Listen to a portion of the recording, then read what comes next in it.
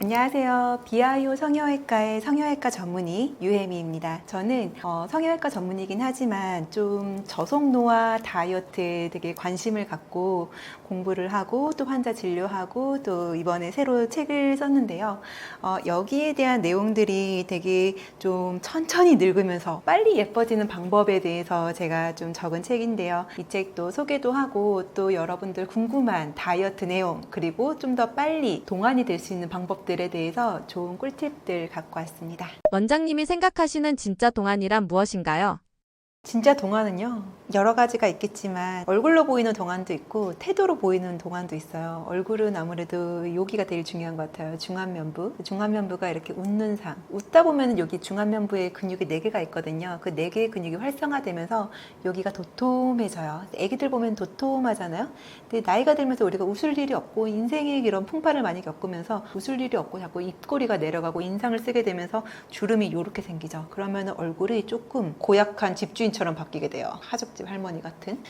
그래서 동안이 되려면은 요 앞에 있는 중안면부 근육을 활성화시켜서 잘 웃는 얼굴로, 그 다음에 이쪽이 도톰해지면 얼굴이 동그래지겠죠. 제가 나이 든 환자들을 시술하고 나서 딱 보면은 요렇게 나이 든 분들이 요렇게 동그래져요. 결국 긴 얼굴에서 어쩐 동그란 얼굴로 되는 게 좀 동안의 특징이고, 특히 긴 얼굴 중에서도 코에 집착하시는 분들은 코가 긴 사람들이 있어요. 이걸 롱노즈라고 하는데, 롱노즈가 되게 중안면부를 길게 만들고 길게 만들다 보니까 노안으로 보일 수 있게 돼요. 그래서 이 중안면부가 짧을수록 동안이고, 또 아까 질문 중에서 그냥 동안이 아니고 리얼 동안, 진짜 동안은 뭐겠어요. 그냥 그 분위기, 생각하는 생각들이 되게 생기 있고 뭔가 배우려는 자세, 그리고 어린아이 같이 호기심을 갖고 뭐든지 보는 그런 눈빛이 진짜 동안이라고 생각해요. 그래서 저도 보면은 뭔가 어떠한 새로운 학문 그런 거에 있어서 초보자가 되는 게 되게 중요하다고 생각해요. 내가 만약에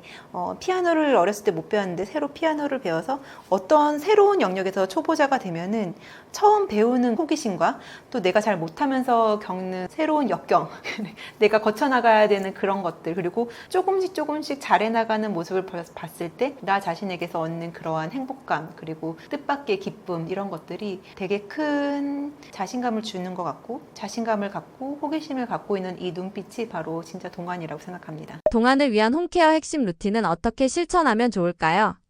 홈케어 중에서도 저는 사실 홈케어를 그닥 하고 있지는 않는데요. 홈케어를 한다면 우리 홈케어 디바이스들을 생각을 할 수 있겠죠.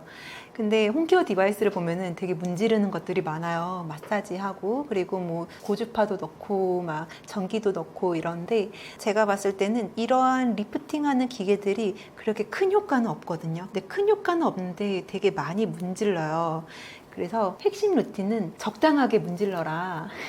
왜냐면 너무 많이 문지르면 문지른 대로 기미가 올라오더라고요. 그래서 제가 기미 환자들을 가끔 이제 성형외까지만 레이저를 하다 보면은 여기만 이렇게 기미가 올라오는 분들이 있어요. 사실 기미가 많이 생기는데 여기 악광대, 역광대로 이쪽으로 기미가 생기는 건데, 여기에 생기는 분들은 제가 항상 물어봐요. 마사지 하세요? 얼굴에 문지르세요? 그럼 다 문지르고 있어요. 다 열심히 마사지 받고 있어요. 그러면 요 사이드 쪽으로 어둡게 되는데, 제가 아직까지 기억이 나는 분이 이렇게 소주잔으로 여기를 계속 문질렀대요.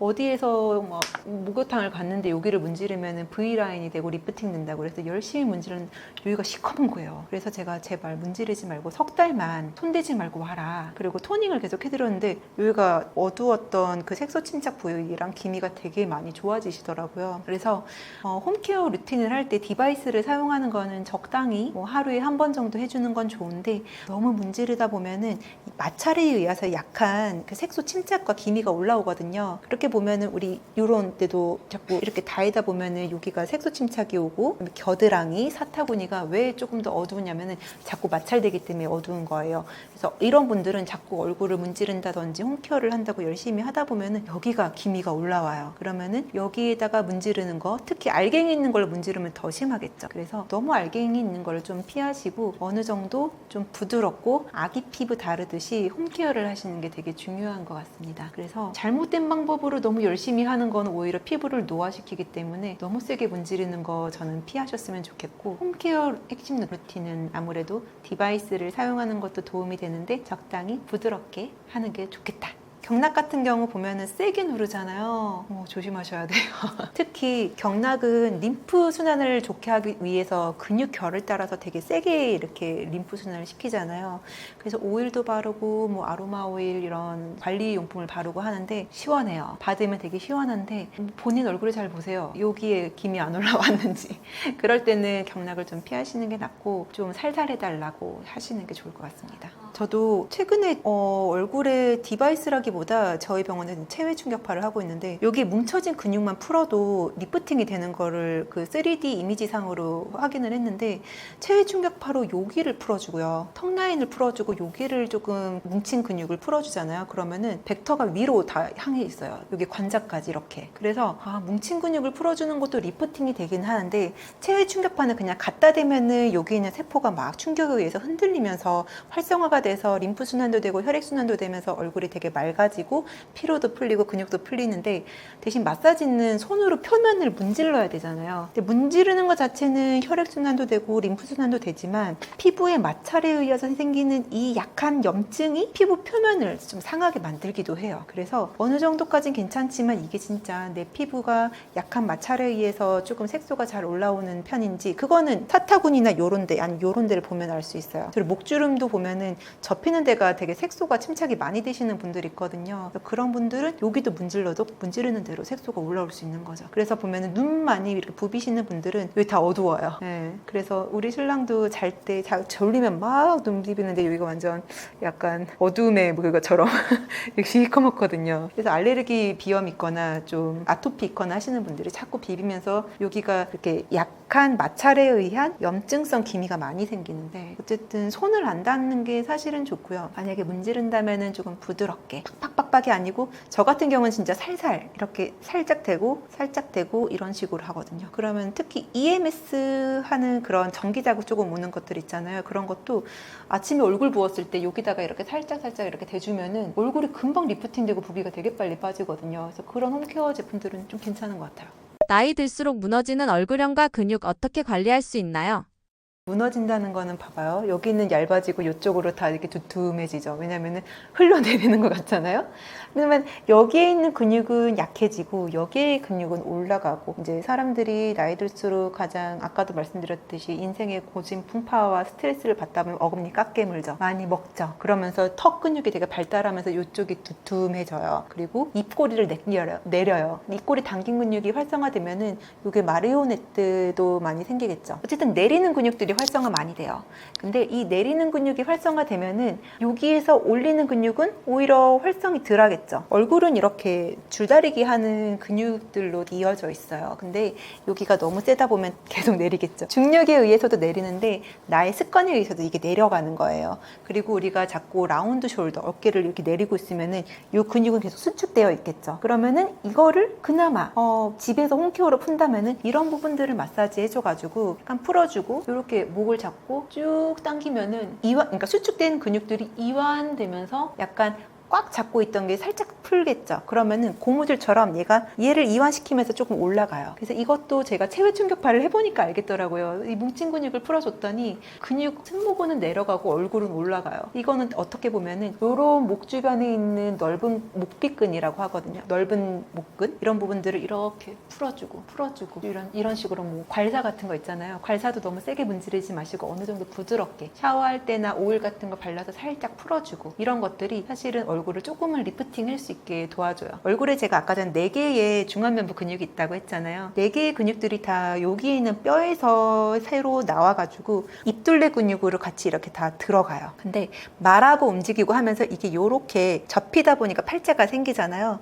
팔자가 생기는 부분들은 여기가 근육이 되게 뭉쳐있고 좀 종아리 알처럼 땅땅하죠. 그러면 이 부분들이 약간 썩나 있는 것처럼 이렇게 올라와 있는 경우가 있어요. 그래서 이럴 때는 저는 코 옆에다 팔자 보톡스를 살짝 놔주면은 여기 있는 밴드처럼 있는 이 팔자가 살짝 근육이 살짝 작아지거든요. 그러면은 팔자가 약간은 풀려요. 그 말은 이쪽에 있는 근육을 손으로 조금씩 이렇게 이완을 시켜주면은 우리 종아리 아플 때 막 주무르잖아요. 그러니까 여기도 종아리 아플듯이 요 밑에 근육이랑 연결된 이 부분은 좀 풀어주면은 약간은 이완이 되고 여기에 있는 이 부분이 활성화되면 올라가겠죠. 여기가 활성화되려면 웃어야 돼요. 자꾸 보고 거울 보고 웃는 연습을 해보세요. 그러면은 저는 요새 제가 잘 안 웃나 봐요. 봐요. 그래서 계속 거울 보면서 웃는 연습을 하면 여기가 땡겨요. 얼마나 안 웃었으면은. 근데 여러분들도 거울 보면서 이렇게 웃어보세요. 그러면은 내가 약간 안 쓰던 근육이 쓰는 것처럼 요런 데가 땡겨요. 이렇게 올리니까. 그래서 요런 데는 마사지에서 이렇게 내리는 근육들을 좀 풀어주면서 이렇게 웃으면서 활성화 시켜주면은 알통은 여기 생기고 종아리 알 같은 건 여기다 풀어주고 여기다 땡기는 거는 이렇게 이완해서 풀어주고 해주면은 좀 더 홈케어 마사지가 되면서 살짝 리프팅 될 수 있겠죠. 혈액순환도 되고. 네. 동안을 유지하기 위해 꼭 챙겨야 할 영양제는 무엇인가요? 동안 유지하기 위해서 꼭 챙겨야 할 영양제는 B가 가장 크다고 생각해요. 항산화제 중에서 가장 강력하죠. 그래서 보통 우리 콜라겐 많이 먹더라고요. 저는 콜라겐은 거의 안 먹는데, 왜냐면은 콜라겐은 우리 몸에서 만들어지기는 하지만 얘를 먹는다고 해서 다 콜라겐이 되는 건 아니거든요. 근데 콜라겐을 뭔가 만들어주는데 도와주는 이 코팩터, 조효소가 바로 비타민 C인데요. 이 비타민 C가 결국에는 콜라겐 접착제예요. 콜라겐이 계속 생길 수 있도록 도와주는 역할을 하고, 논문을 찾아보면은 비타민 C가 콜라겐이 합성될 때 들어가 주면은 8배가 더 올라간다고 해요. 그걸 영어로 그 논문에서는 8fold라고 하는데 8배라고 그렇게 얘기를 하고 있더라고요. 그래서 콜라겐을 많이 먹어주는 것도 도움이 되긴 하지만, 사실은 저는 얼굴에 콜라겐 시술 같은 거 했을 때 콜라겐 부스터 또는 어떤 리프팅 레이저를 하고 나서 내 얼굴이 조금 더 좋아지기를 원한다면은 비타민 C를 좀 더 많이 먹어주는 거를 추천을 드려요. 그래서 제가 요새 이런 촬영을 많이 하면서 제가 하도 비타민 C 많이 먹으러 했더니 PD님들이 듣고서는 먹기 시작했는데, 그분들이 한 2주 후부터 얼굴이 하얘지고 약간 덜 피곤하다고 하시는 거예요. 그래서 예전에 먹던 양보다 조금 늘려 먹으면은 조금 피로가 풀리는구나, 이거를 좀 체감했다고 하시더라고요. 그래서 저는 꼭 챙겨야 할 영양제는 비타민 C를 한 2000mg 이상부터 계속 먹었으면 좋겠고, 2000mg을 한 석 달에서 6달까지 먹어줬을 때 진짜 그 효과가 조금씩 생기거든요. 그래서 그거를 조금씩 용량을 높여서 한 6,000 정도 먹으면 한 메가도즈에 거의 가까워지기는 해요. 사람들이 이제 이걸 제가 얘기를 하면은 좀 결석이 생기는 위험 이런 거 좀 너무 과량 아니냐라고 얘기를 하지만, 사실 비타민C로 결석 생기는 케이스는 거의 케이스 리포트감으로 아주 드물고요. 사실 제 주변에서도 결석이 생기시는 분들은 영양제 하나도 안 먹어요. 하나도 안 먹고 대신 물을 적게 먹어요. 몸에서는 여러 가지 요인으로 결석이 생길 수가 있는데, 결석이 아픈 이유는 요관을 막아서겠죠. 요관이 막기 전에 결석이 조금씩 쌓일 때 물을 많이 먹으면 다 이렇게 배출이 되거든요. 그래서 비타민 C를 많이 먹으면 비타민 C의 마지막 산물인 옥살산과, 그리고 단백질, 그러니까 단백질 아니고 우유를 먹어서 생기는 뭐 칼슘 같은 게 같이 결합이 되면은 이런 것들로 이제 돌이 생길 수가 있는데, 돌은 조금씩 커지지만 그 커져서 막아지기 전에 물만 많이 먹으면은 비타민 C랑 물 많이 먹었을 때 생기는 그 효과가 엄청 포텐셜이 되게 강하거든요. 동안이 될 수 있는 그런, 동안뿐만 아니고 덜 아플 수 있고 항암 작용할 수 있고, 요새같이 뭐 코로나 이런 이상한 바이러스들이 많았을 때 결국에는 얘를 내가 피할 수는 없어요. 대신에 면역력이 좀 방어가 돼서 우리가 갑옷을 입은 것처럼, 저는 이런 게임 같은 거만 미스릴 갑옷 같은 거 있잖아요. 그때 반지의 제왕에서 프로도가 어떤 공격을 받았는데 안 죽었어요. 미스릴 갑옷을 입고 있어요. 비타민 C가 그런 역할을 한다고 나한테 갑옷을 입혀서 면역력도 도와줄 뿐더러 이제 동안도 될 수 있게 도와주는 아주 핵심 요소다라고 생각을 합니다. 물 많이 마시는 게 진짜 동안에 도움이 되나요? 진짜 도움이 많이 되세요. 보통 이제 건조하신 분들이 다 노안이에요. 그리고 건조하면은 콜라겐을 만들기가 어려워요. 건조하면은 근육도 만들기 어려워요. 근육의 70%가 물이에요. 그리고 건조하면은 눈도 건조하고 코도 건조하고 입도 건조해요. 말라비틀어지면은 다 주름이 돼요. 그리고 주름이 되면은 메마를수록 패여요. 주름이 흉터처럼 변해버려요. 그러면은 마른 사막과 바다와 어떤 것이 더 생명력이 있을까요? 물을 많이 먹을수록 생명력이 있는데, 생명력이란 단어가 되게 좀 뜬구름 잡은 것 같지만, 어떻게 보면 기초대사량이 높아지는 것도 물을 많이 먹어야 우리의 심장 속으로 들어서 펌핑이 되고, 또 림프액도 되고, 순환이 잘 돼야 몸에 산소도 가고 영양분도 가고 다 세포가 일을 할 수 있잖아요. 그래서 저는 물을 많이 먹는 게 진짜 동안에 도움이 된다고 생각합니다. 마사지는 정말 동안에 도움이 되나요? 네, 아까 마사지 얘기 드렸잖아요. 마사지 중에서도 이런 목 쪽에, 그 다음에 턱 라인, 그리고 팔자 옆에 있는 이런 부분들을 적당히 마사지하는 건 도움이 되세요. 그래서 괄사를 사용하는 것도 좋긴 하지만 너무 세게 하면 안 된다. 그리고 오일이나 부드러운 걸 잘 발라서 적당히 해야지 뭐 계속 열심히 하면은 더 올라가는 건 아니거든요. 그냥 적당히 약간 순환이 될 정도만, 시원할 정도만 하고 저는 그만해야 된다고 생각을 합니다. 무조건 과한 거는 항상 안 좋은 결과를 초래하더라고요. 홈케어 제품 중 이건 꼭 피했으면 하는 제품이 있을까요? 홈케어 중에서 저는 옛날에 하다 만 게 있는데 각질 제거하는 거요. 이 각질 제거가 약간의 좀 쾌감이라고 해야 되나? 뭔가 알갱이로 이렇게 다 문지르면은 피부가 매끈매끈해지잖아요. 이제 그런 거에 대한 되게 이렇게 만족감이 크다 보니까 계속 알갱이를 사용하는 경우가 있는데 결국에는 이런 것들이 피부에 자극을 주기 때문에 자극된 피부에는 기미가 올라와요. 옛날에 제가 어렸을 때 목욕탕을 가면 아줌마들이 때밀이 수건으로 얼굴을 막 문지르는 경우가 있는데 그런 분들 보면은 피부가 반질반질한데 다 기미가 있는 채로 얼룩덜룩한 채로 반질반질 하시더라고요. 그래서 뭔가 세게 마찰을 줘서 물리적으로 피부를 먼저 뵙게 나겠다 이러는 것보다는 적당하게 뭐 한 달에 한 번 정도는 괜찮아요. 왜냐면은 각질이 쌓이다 보면은 피부가 노화되고 그게 주름이 되고 색소가 되는데 적당히 한 달에 한 번 정도 각질 제거하는 거는 괜찮은데 너무 자주 해서 피부를 좀 예민하게 만드는 케이스들이 많기 때문에 오히려 굳이 각질 제거를 하고 싶다 하시면은 알갱이로 된 제품 말고요. 이렇게 뭐 바하나 아하나 이런 성분들로 피부를 조금 화학적으로 살짝만 해주는 거를 추천을 드리고 레티놀 제품들도 보면은 어느 정도 퍼센테이지가 너무 높으면 얼굴이 진짜 확 뒤집어지는데 퍼센테이지가 되게 낮은 것부터 시작을 하면은 살짝 이런 각질들 그리고 피부의 노폐물들이 조금 떨어지면서 피부결이 정돈이 되고 거기에 이제 새로운 피부가 재생될 수 있도록 어느 환경을 마련해 주면은 도움을 많이 받을 수 있습니다. 밤에 자는 동안에도 동안이 무너질 수 있다고 하던데 정말인가요? 자면서 주름도 생길 수 있죠. 지금 보는 게 옆으로만 자면은 이쪽이 이렇게 눌리잖아요. 그러다 보면은 피부에 계속적인 마찰을 주게 되고 이렇게 되면 팔자가 이렇게 접히잖아요. 그럼 이쪽이 또 조금 주름이 계속 있는 상태로 유지가 되다 보니까 여기만 조금 더 주름선이 선명해질 수가 있어요. 그래서 좀 옆으로 자는 것보다는 사실 똑바로 평평하게 자는 게 도움이 되시고 무엇보다도 베개가 너무 높으면은 약간 이렇게 한 상태에서 잠을 자기 때문에 목주름이 많아질 수 있죠. 하여튼 주름이 접힌 상태를 유지하면 계속 주름이 돼요. 그리고 또 나이가 들수록 접힌 상태가 그냥 그대로 유지됐을 때 더 깊게 되기도 하고요. 그래서 사실 목을 이렇게 경추 베개를 하는 게 저는 도움이 된다고 생각해요. 저도 사실 경추 베개 같은 거 목이 약간 이렇게 올라온 걸 해서 목이 C커브를 유지하도록 해서 자면은 너무 편하고 좀 목 통증도 덜 하더라고요. 그래서 그런 베개를 잘 찾아서 하시면 좋고 만약에 베개가 좀 비싸서 어렵다 이러면 수건을 돌돌돌돌 말아서 목에 딱 끼고 주무시면 돼요. 그리고 잘 때 저는 그 베갯잎이 되게 깨끗해야 된다고 생각을 해요. 자면서 우리가 침도 많이 흘리거든요. 그리고 얼굴에서 피지 분비도 되게 많이 되는데 그 베갯잎을 잘 안 갈고 계속 한다면은 거기에서 박테리아나 아니면은 좀 지저분한 물질들이 쌓이고 쌓이면서 결국엔 피부에 또 닿게 되면은 이게 또 피부를 더 자극시키고 염증을 일으킬 수 있거든요. 그래서 이 침구를 거의 매일매일 잘 가는데 특히 베개 커버를 깨끗하게 하는 게 저는 중요하다고 생각을 합니다. 그리고 잘 때 너무 더우면은 잠이 잘 깨게 돼요. 잠은요 몸이 시원할 때 깊게 자게 되어 있거든요. 저도 잠이 잘 안 깨는데 요새같이 더운 날에는 자다가 깨요. 더워서. 충분히 시원하게 하는 게 되게 중요하고 잠이 안 오시는 분들은 보면은 하루 종일 몸이 이렇게 좀 저온으로 되어 있는 분들은 잠이 잘 안 와요. 나이 들수록. 근데 이런 분들이 어떻게 해야 잠을 잘 자면은 아침에 낮에 한번 운동을 해서 심장이 펌핑을 하면은 심부 체온이 올라가요. 그러면은 이 정도 한번 올라갔다가 잠이 들 때쯤이면 슉 온도가 떨어지면서 깊은 잠에 빠져요. 그래서 온도가 낮아야 돼요. 근데 계속 심장이 안 뛰고 아주 루즈하게 하루 종일 운동도 안 하고 그냥 평이하게 있으신 분들은 잠이 잘 안 와요.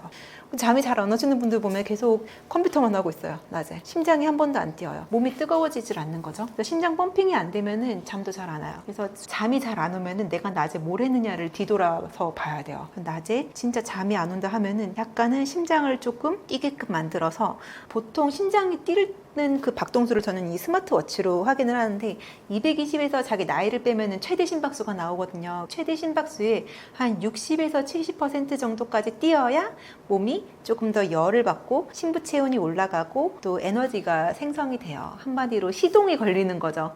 시동을 안 걸고 하루를 딱 시작을 하면은 하루 종일 약간 루즈해지고 우울해지고 밤에 잠이 안 와요. 그래서 어느 정도 그런 심박수, 그걸 존투의 구간이라고 하는데 요새 존투 운동 하는 게 바로 그 구간이거든요. 그래서 그 구간 정도로 심장을 어느 정도 활성화 시키면은 밤에 시원하게 되면서 몸이 깊은 잠에 진짜 이렇게 다이빙 하듯이 거의 진짜 잠을 잘 자요. 그래서 잠잘 때 중요한 건 아까 말씀드렸듯이 똑바로 자되 목 베게 하는 거, 그리고 침구 깨끗하게, 특히 베개 깨끗하게 매일매일 빠는 거. 세 번째는 시원한 환경에서 이제 잠이 잘 잘 수 있도록 저온 상태로 갈 수 있어야 되는데 무조건 춥게 하는 게 아니고 낮에 한번 데핀 다음에 떨어뜨려야 잠을 깊게 잘 수 있어요. 제 생각입니다. 근데 수면의 과학이라는 책을 제가 이전에 봤는데 거기에서도 이걸 썰카디안 리듬이라고 해서 어느 정도 리드마틱해야 잠이 잘 온다고 되어 있거든요. 근데 계속 리듬 없이 쭉 가면은 이 상태로 잠이 계속 안 와요. 노화를 정말 늦출 수 있나요? 네, 늦출 수 있습니다. 사실 아줌마들 모임 가면은 누구는 확 늙었고, 그죠? 누구는 언니 같은 분들이 있어요. 그러면은 이분들은 노화의 속도가 다른 거겠죠. 같은 나이인데. 그래서 똑같이 나이를 먹어도 어느 순간부터 제 생각에는 30대부터 시작을 하는 것 같은데 30대부터 관리를 하면은 40대 때 확 늙는 사람이 있고 덜 늙는 사람이 이 갈림길에 있는 것 같아요. 그래서 미리미리 예방하는 사람이 노화를 늦출 수가 있어요. 그래서 늦추는 방법은 여러 가지가 있는데요. 제 생각에는 3가지 정도로 이제 추릴 수가 있어요. 첫 번째는 먼저 관리를 하는 건데 관리 중에서도 운동을 계속 하시는 분들은 확실히 덜 늙어요. 운동을 한다는 거는 어느 정도 심장이 펌핑을 해야 되고 혈액순환이 돼야 되고 그리고 근육이 생기는 거잖아요. 근데 일단 노화의 특징이 뭐냐면은 얼굴이 꺼져요. 여기저기 꺼지다 보니까 팔자도 꺼지고 눈밑도 퀭하고 관자도 꺼지면 할머니 같고 옆볼 꺼져도 할머니 같고 그래서 일단 얼굴이 꺼지는 증상들이 생기는데 꺼지는 증상들을 예전에는 저는 지방이 꺼져서라고 생각을 했는데 사실 이제 보니까 노화에 있어서는 지방보다는 근육이 빠지는 게 더 많다고 생각을 해요. 그래서 얼굴 근육이 빠지면은 좀 덜 웃는 사람들은 요 중안면부 근육이 좀 빠지거든요. 그러면은 여기가 퀭해요. 퀭하고 점점 해골 같은 얼굴이 되는 거예요. 해골 같은 얼굴이 되고 등 근육이 제일 좀 빠지다 보면은 요렇게 굽거든요. 그래서 우리가 볼 때 골룸 알잖아요. 골룸처럼 약간 굽고 머리털도 빠지고 얼굴도 막 주름이 크게 있고 이런 분들이 나이 들어 보이죠. 근데 그런 것들은 결국엔 근육과도 연관이 가장 크기 때문에 운동을 해서 근육을 잘 보존하고 운동으로 단련하신 분들은 일단 얼굴이 훨씬 젊어 보이고 그리고 눈에서 빛이 나요. 운동하는 분들은요 진짜 눈빛이 좀 다르세요. 근데 운동을 안 하는 사람 보면은 약간 흐리멍텅한 분들이 많아요. 제가 느낄 때는 그랬어요. 그래서 첫 번째는 운동, 두 번째는 영양제. 이 영양제가요 어렸을 때는 별거 없어 보이지만 나이 들수록 우리 몸에서 점점 필요한 것들이 하나 둘씩 생기거든요. 왜냐면은 우리 몸에 있는 세포 하나하나는 얘를 공격하는 산화 스트레스를 주는 요소들이 있어요. 이거를 영어로는 의학 용어로는 프리 라디칼이라고 하는데 이 프리 라디칼이 세포 벽도 공격을 하고 세포 안에 있는 DNA도 공격을 해서 우리 몸에 염증을 만들게 되고 세포를 노화시켜요. 염증이 생기게 되면은 폐에서 생기면은 폐렴, 기관지에서 생기면 기관지염, 방광에 생기면 방광염이 되거든요. 그런 나이가 들면서 안 생기던 이상한 병들이 하나씩 걸린단 말이에요. 근데 그거 걸리고 나면은 한번 아프고 나면 폭삭 늙어요. 그리고 뭐 암에 걸린다든지 이전에 걸리지 않았던 어떠한 특정한 병 때문에 내가 한번 입원을 했다든지 아니면 큰 수술을 받았다 이러면은 진짜 그것 때문에 성형외과 오시는 분들이 꽤 많거든요. 얼굴이 많이 노화가 돼서 이제 자존감이 떨어지기 시작하죠. 그래서 그때쯤 노화를 겪어요. 그래서 안 아픈 사람이 되려면은 뭐 운동도 앞에서 얘기를 했지만 두 번째는 항산화제를 잘 드셔야 된다고 저는 생각을 해요. 특히 항산화제에서 가장 큰 게 비타민 C죠. 비타민 C가 너무 흔하니까 사람들이 되게 별거 아닌 것처럼 생각을 하지만 진짜 노화가 돼서 늙고 그리고 또 피부가 나이 들었을 때 필요한 비타민C는 양이 꽤 많아요. 우리 몸에서는 비타민C를 스스로 만들어낼 수는 없기 때문에 외부에서 먹어줘야 되는데 이 섭취 권장량은요, 딱 괴혈병 안 걸릴 정도가 섭취 권장량이에요. 그래서 예전에 선원들이 과일을 먹지 못해서 괴혈병에 걸려서 막 사망하고 아프고 해서 그 괴혈병이 안 걸릴 정도가 뭐 사과 한두 개, 레몬 한두 개 정도의 양이었는데 선원들이 그거를 배에 싣고 가서 먹고 나서는 괴혈병이 안 걸렸다는 거죠. 근데 그거를 권장량으로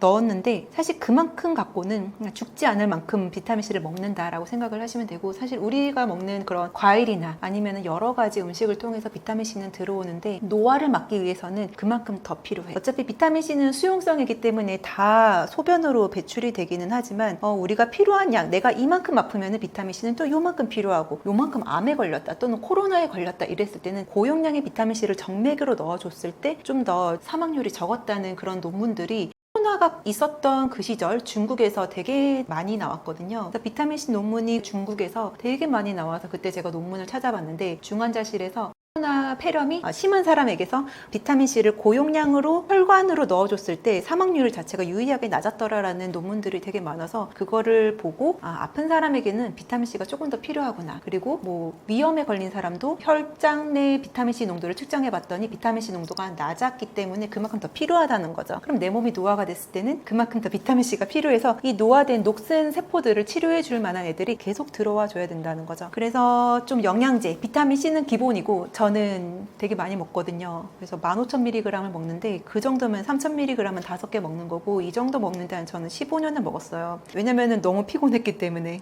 전공의 시절 때 응급실을 밤새도록 봐야 되고 밤새도록 환자 수술한 것도 케어해주고 해야 됐기 때문에 너무 피곤해서 도저히 나는 이거를 못하겠다 싶었을 때 비타민C 먹으면서 버텼거든요. 그래서 거의 저는 생존과 관련되어 있다 생각해서 비타민C를 꾸준히 먹으면서 좀 면역력도 좋아졌고 조금 더 어리게 동안의 얼굴을 갖게 된 것 같습니다. 제가 40대 중반이기는 한데 그래도 또래보다는 조금 어려 보인다는 이야기는 좀 듣고 있는 편이고요. 얼굴은 물론 뭐 레이저도 하고 여러 스킨 부스터를 하다 보니까 좀 피부가 좋아지긴 했는데, 이런 팔이나 다리는 레이저를 막 하고 하지는 않지만 제가 남들과 다른 점은 좀 비타민C를 좀 메가도즈 요법으로 계속 먹고 있다는 점이 좀 다른 점이고요. 그리고 이거에 대해서는 너무 얘기할 게 많아서 다음에 또 말씀드리면 좋을 것 같고, 세 번째는요, 수면. 잠을 잘 자는 사람이 들늙어요. 보면은 얼굴이 퀭하고 눈밑이 어두우신 분들, 또 제가 아무리 스킨 부스터, 뭐 리프팅 여러 가지 레이저를 해줘도 어떤 분은 엄청 좋아지는데 어떤 분은 해도 별 효과가 없어요. 그분한테 제가 물어봐요. 잠은 잘 주무셨어요? 그러면은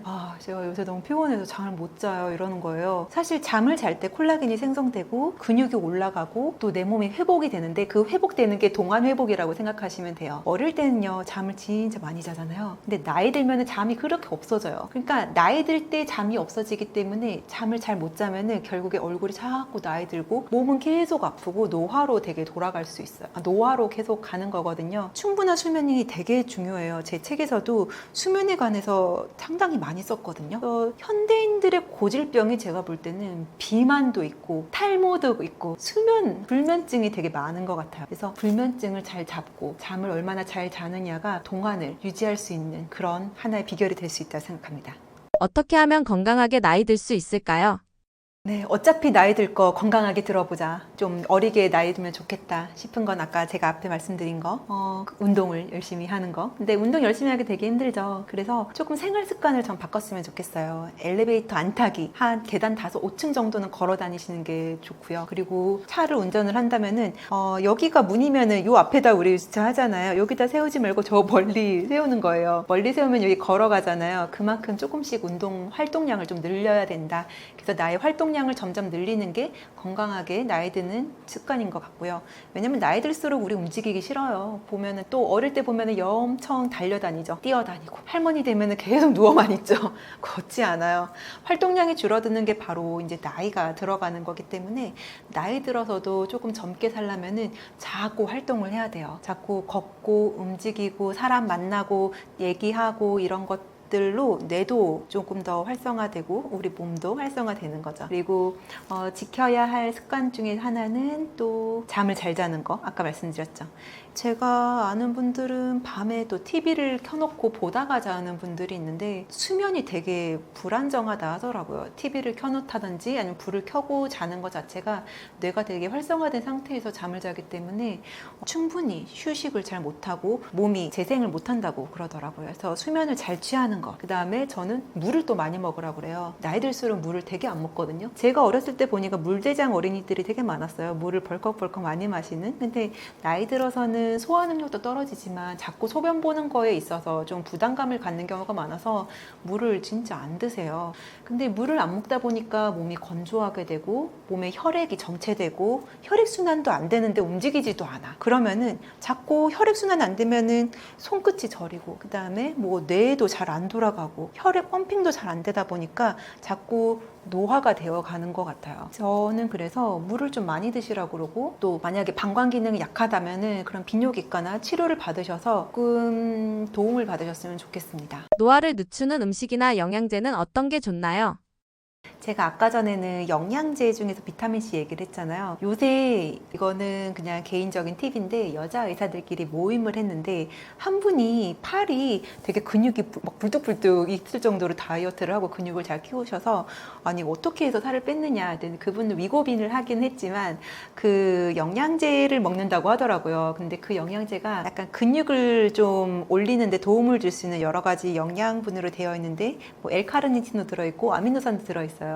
근데 그런 영양소를 잘 먹었더니 근육 운동을 하지 않아도 근육이 2kg가 한 달에 늘었다는 거예요. 얼마나 솔깃해요. 그래서 요새 우리 나이 든 여자 의사들 사이에서는 이 근육 올리는 게 정말 중요하구나. 이 영양제 하나에 다들 난리가 났었거든요. 그래서 그 근육을 좀 더 키우는 데 도움을 줄 수 있는 영양제들이 보면 L카르니틴도 도움이 되고요. 아미노산도 되게 도움이 많이 돼요. 그래서 저는 사실 예전에는 식욕 억제제, 그러니까 식욕 그 비만약들을 처방을 할 때 이런 식욕 조절을 하는 펜타민 같은 성분들은 꼭 들어있었고 그 외에 또 근육 올려주고 뭐 유산균 같은 것도 채워주고 이런 것들을 한 4개 정도의 약을 처방을 해드렸는데 남들이 먹는 걸 보니까 너무 궁금한 거예요. 이게 진짜 효과가 있나? 어떤 느낌일까 해서 제가 먹어봤는데 되게 성격이 안 좋아지더라고요. 그러니까 식욕이 억제가 되니까 약간 예민해지고 옆에 사람이랑 자꾸 싸우고 이 사람이 내 욕하는 거 아닌가 하면서 약간 정신적으로 조금 이상해지는 걸 느껴서 그걸 끊고 하나씩 약을 빼서 마지막까지 남긴 약이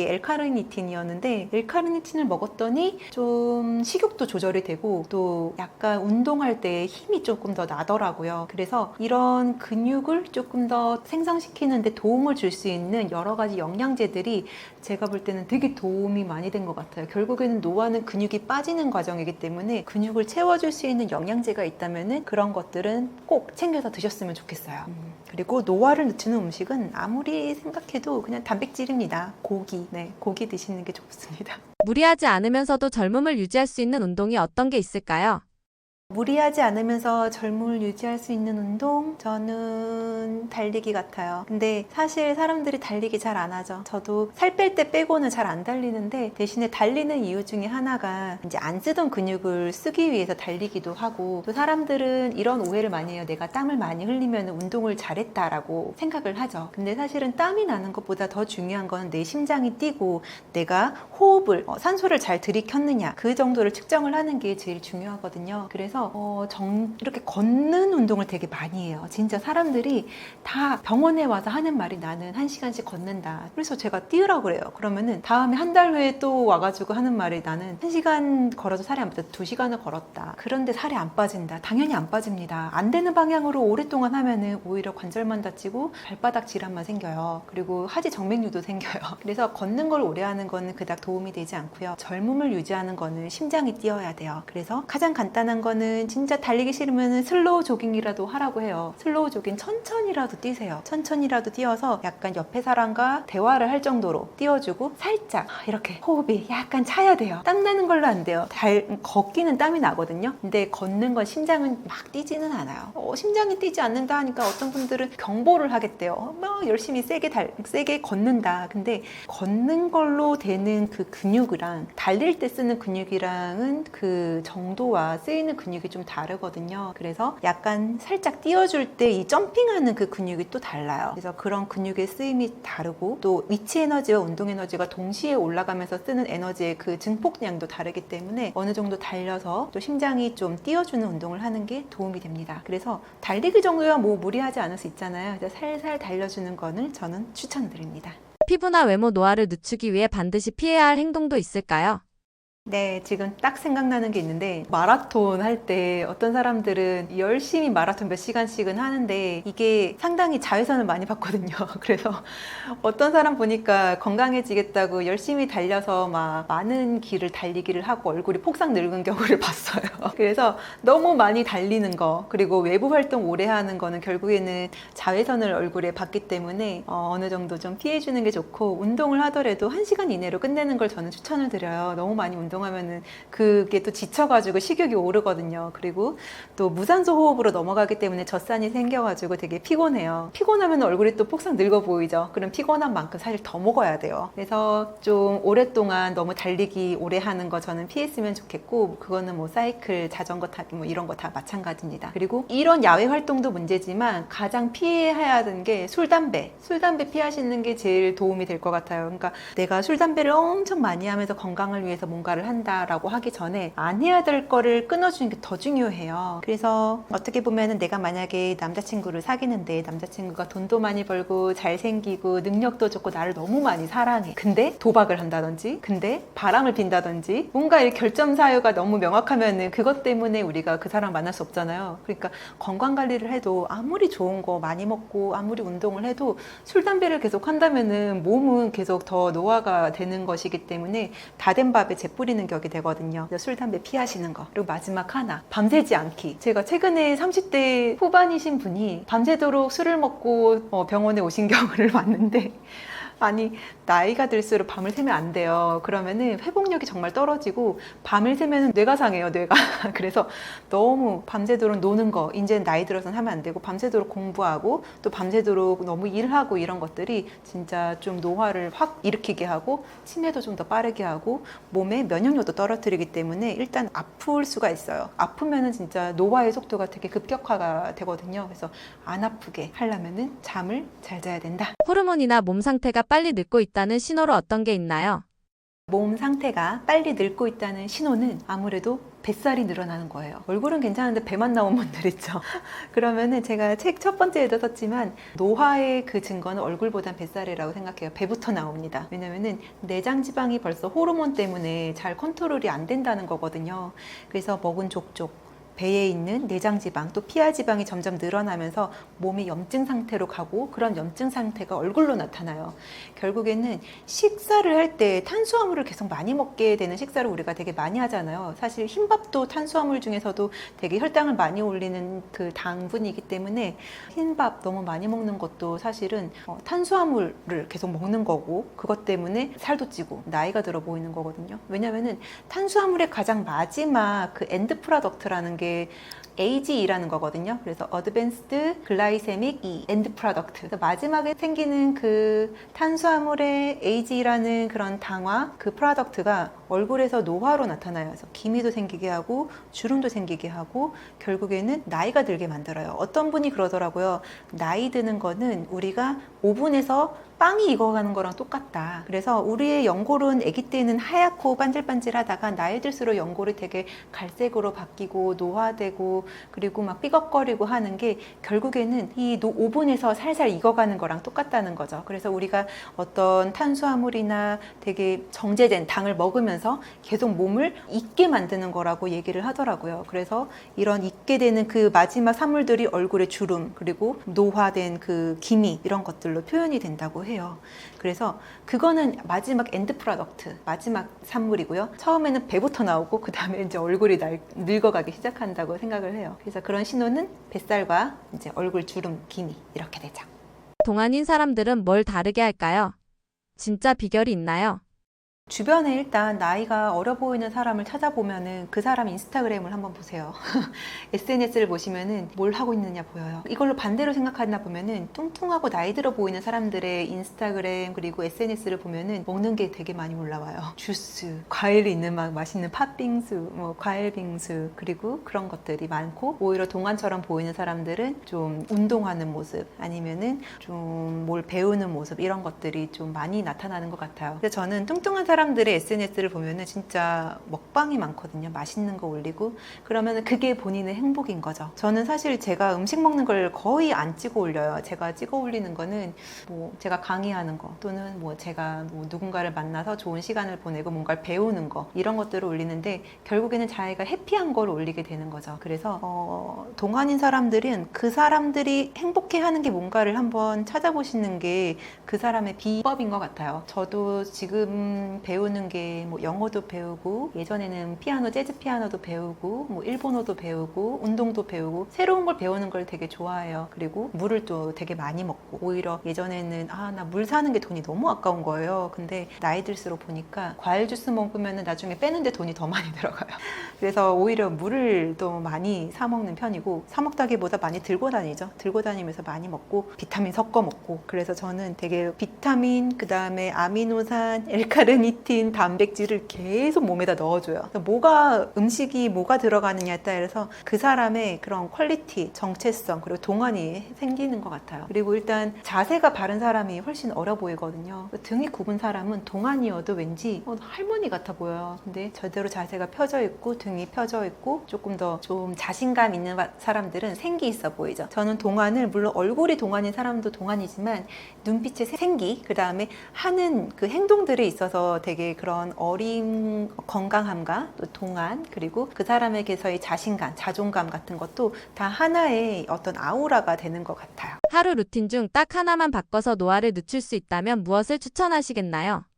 일찍 자는 게 어쩌면 하나의 비결이에요. 제가 인생에서 3번의 고비가 있었거든요. 첫 번째는 성적이 미친 듯이 떨어진 시절에 제가 밤을 새서 공부를 했어요. 밤을 새서 공부하니까 학교 가선 졸았어요. 그리고 밤에 다시 일어나서 커피를 막 대접으로 먹으면서 밤새 문제집 풀고 학교 가서 또 자요. 그러니까 성적이 제가 떨어지는 거죠. 그래서 제가 추석 때 저희 친척 오빠한테 그 친척 오빠가 서울대 법대를 다녔어요. 오빠 나 어떻게 해야 공부를 잘할까 했더니 혜미야 12시에 자고 7시에 일어나. 그리고 정신 말짱할 때 공부해 이러는 거예요. 그래서 그 한마디로 그냥 그대로 지켰더니 성적이 막 수직 상승을 해서 바로 전교 1등을 했거든요. 그게 보면은 열심히 공부를 하는 게 눈으로 들어오는데 시험을 못 본다는 건 아웃풋이 안 되는 거잖아요. 그래서 인풋이 잠을 자야 머릿속에 박히고 그래야 아웃풋이 나오는 거예요. 그래서 결국에는 잠의 문제를 해결하면서 제가 성적이 올랐고 두 번째는 목이랑 어깨가 되게 아팠거든요. 이제 성형외과 의사들은 계속 고개 숙여서 수술을 하다 보니까 항상 여기에 통증이 있는데 제가 이것 때문에 병원을 진짜 많이 돌아다녔어요. 돈도 꽤 많이 썼거든요. 그래서 너무 몸도 아프고 힘들어서 한 3개월 정도 병원을 쉬었는데 그때 제가 이 통증을 치료를 했는데 어떻게 치료를 했냐면 밤 9시에 잠을 자면서 치료가 됐어요. 그래서 조금 더 일찍 자고 이 무거운 머리 이게 거의 볼링공 하나의 무게라고 하더라고요. 이걸 들고 있는 게 우리가 얼마나 힘들어요. 조금만 이렇게 숙여도 이 볼링공을 머리를 들고 있느라고 어깨가 되게 아프고 구분등이 되는데 대신에 이거를 빨리 누워서 쉬게 하면은 목이랑 어깨가 다 편하게 쉬다 보니까 통증이 좀 좋아지더라고요. 그래서 통증도 잠을 많이 자면서 해결이 됐어요. 세 번째는 제가 몸이 살이 찌기 시작했을 때 의외로 저 12시부터 7시까지 자는 거를 그때 다이어트 하면서 또 시작을 했는데 그러면서 살이 되게 잘 빠졌어요. 그래서 수면이 식욕 억제 호르몬을 좀 내주고 식욕이 오르는 호르몬을 감소시키고 인슐린을 안정화시키거든요. 그래서 위고비를 제가 환자들을 시키면서 보면 위고비로도 살이 계속 찌는 분들이 있어요. 안 빠지고. 근데 그런 분들 운동도 열심히 하고 식단도 다 하고 위고비 하는데 왜 안 빠지냐고 딱 봤더니 밤에 잠을 안 자요. 밤새도록 주식하고 밤새도록 또 집안일도 하고 또 밤에 놀아요. 그런 분들이 살을 못 빼요. 근데 제가 잠 좀 자라고 딱 12시에 자고 하라면은 그분들이 잠을 자면서 이상하게 살이 빠지더라고요. 그래서 그거를 되게 알고 나서부터 딱 하나 노화와 다이어트와 또 뭐 공부고 뭐고 다 잠을 잘 자는 것들로 인생이 해결되는 케이스가 저는 너무나 많았고 또 환자들도 그렇게 됐을 때 되게 회복력이 좋다는 거 그리고 살도 잘 뺀다는 걸 알고 나서부터는 딱 하나 해야 된다면은 잠을 잘 자는 거예요. 제가 사실은 뭐 수술을 하기 위해서 성형외과를 했고 성형외과 전문의로서 여러 가지 눈 수술, 코 수술, 뭐 안면 윤곽, 지방 이식 이런 것들을 쭉 해오면서 어느 순간 느낀 게 있었어요. 이 사람들을 내가 수술만 하면은 다 행복하게 살 것인지, 그리고 저 같은 경우에도 어떠한 시술을 받거나 수술을 받은 이후에 그 삶이 유지가 되려면은 본인의 라이프 스타일이 바뀌어야 되고 그런 것들을 또 가르쳐 줄 수 있는 게 진짜 의사의 역할이 아닌가라는 생각을 하게 됐어요. 그래서 특히 지방 흡입을 하게 되면은 이분들이 나중에는 또 살이 쪘다고 오는데 그거를 되게 신기하게 생각을 해서 공부를 해봤더니 피하 지방을 아무리 그 흡입을 해서 뺀다 하더라도 내장 지방을 뺄 수는 없잖아요. 그러니까 내장 지방이 나중에는 더 찌는 거예요. 지방 흡입을 하고 나서 보니까 식욕이 다 오른다고 하는데 지방이 빠진 만큼 몸에서 더 식욕이 오르거든요. 그래서 몸의 이런 메커니즘을 잘 컨트롤해야 진짜 이 사람이 아름다움을 꾸준히 유지하면서 건강하게 살 수 있겠구나라는 생각을 하면서 제가 조금 더 공부를 하게 됐고 공부를 하다 보니까 책을 쓰게 됐고 이런 책이 또 나오게 되었더니 많은 분들이 되게 공감을 하면서 좋아해 주시더라고요. 그러니까 결국에는 제가 뭐 수술해라, 뭐 이거 해라 이렇게 뭔가를 이렇게 권유하는 것보다는 먼저 내가 저속 노화로 갈 수 있는 여러 가지 방법들 제가 알려드리면은 그거를 해보고 그래도 안 되면 의학의 도움을 받으시면 된다고 생각을 해요. 왜냐면은 우리가 아플 때는 사실 약을 먹어야 낫잖아요. 우리가 아무리 뭐 암에 걸렸다 아니면은 또 어떠한 뭐 우울증에 걸렸다 이러면은 혼자서 의지만으로 이거를 치료하기는 어렵단 말이에요. 적당한 타임에 의사에게 가서 약을 처방받고 치료를 받으면은 인생의 그 어려운 난이도가 훨씬 수월해져요. 그리고 우리 한국이 얼마나 의료가 저렴해요. 그리고 되게 의사를 많이 쉽게 만날 수도 있고 하기 때문에 어느 정도 이 책을 통해서 열심히 공부를 하면서 생활 습관도 바꾸고 식이 습관도 바꾸고 저는 정신력도 멘탈도 조금 더 강해지고 좀 더 크리에이티브하면서 창의적으로 바뀌었으면 좋겠거든요. 결국엔 노화는 계속 침체되어가는 하나의 자연스러운 과정이긴 하지만 내가 얼마나 이거를 잘 컨트롤하느냐에 따라서 덜 침체되고 조금 더 생기 있게 되고 조금 더 건강하게 되고 좀 더 예쁜 100세를 맞이할 수 있다고 생각을 하거든요. 그래서 저의 꿈은 반짝반짝한 100세가 되는 거예요. 그래서 반짝반짝한 100세가 되실 분들은 이 책 읽으면서 나중에 100세가 됐을 때 조금 나의 취미를 즐기면서 막 폭삭 늙은 노인이 아니라 뭔가 눈빛도 빛나고 그리고 같은 이런 마인드 좋은 사람들끼리 또 모아가지고 뭐 여행도 가고 새로운 것도 배우고 이러면 얼마나 행복하겠어요. 사실 인생은요 나이가 먹을수록 이런 업그레이드가 계속 되어야 된다고 생각을 해요. 그래야 행복하잖아요. 근데 돈도 많고 뭔가 사회적 지위도 있는데 건강하지 않으면은 이걸 다 놔버리고 빨리 세상을 떠날 수도 있는 거예요. 근데 나이도 많은데 건강하기도 하고 돈도 많고 또 인맥도 좋아지고 이러면서 계속 업그레이드 되면 우리가 나이 먹는 게 얼마나 뿌듯하고 행복하고 그리고 되게 설레이는 거가 될 수 있다고 생각을 하거든요. 그래서 내가 나이 먹어서 너무 우울해 이게 아니고 나 나이를 먹어서 우리 게임 캐릭터들이 하나하나 단계가 되면은 되게 업그레이드 되면서 레벨이 올라가는 거잖아요. 그래서 저는 이 만렙이 될 때까지 100세가 되게 커지고 건강하고 되게 여유롭고 풍요로웠으면 좋겠어요. 그래서 그럴 분들은 다 같이 책 읽으면서 저와 함께 만렙으로 가셨으면 좋겠습니다. 감사합니다.